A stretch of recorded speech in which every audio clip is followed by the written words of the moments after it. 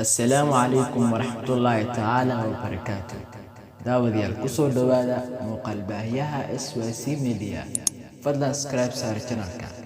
برامجكن ومانتو واديري جرين.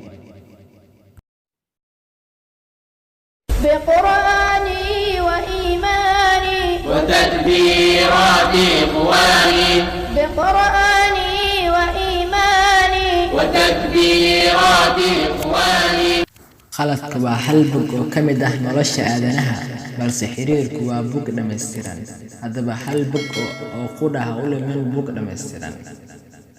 badanaa saddex shay lama qarin karo: qorraxda, dayaxa iyo runta. wixii tegay way ku dhaawici karaan haddii aad in badan ka fikirto, balse waad ka carari kartaa. waan u xiisay wadahadalkeenii dheeraa, dhoola-caddeyntaadii, dhungashadaadii iyo habsiintaadii naxariista badneed. waxaan rajaynayaa inaan dib u heli doono. ha oran ma yihin dad saxan, balse sida aan u arko dadka kale dhankooda kama nihin kuwa saxan.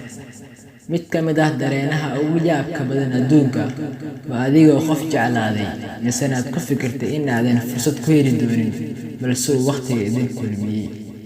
haddii 5 ilbiriqsi oo dhoola-caddeyntaadii ka mid ah ay saameyn karaan sawir aad u qurux badan, haddaba bal qiyaas haddii aad joogtayso dhoola-caddeyntaas, qurux ceenkee bay noloshaada ahaan doontaa. nolosha aad bay u gaaban tahay. dooda iyo dagaalku maaha kuwa ku habboon, bal xisaabi nicmooyinka aad haysato iyo qiimaha saaxiibadaada had iyo jeer garabkaaga taagan.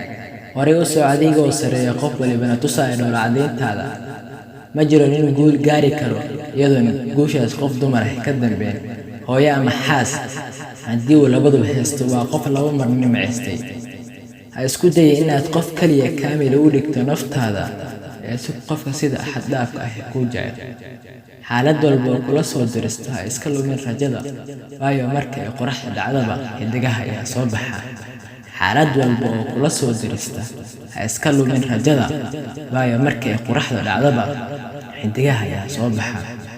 mararka qaar dadka ma garanayaan wax loo abuuray ilaa uu qof tuso inay yihiin dad inaban caadi ahayn.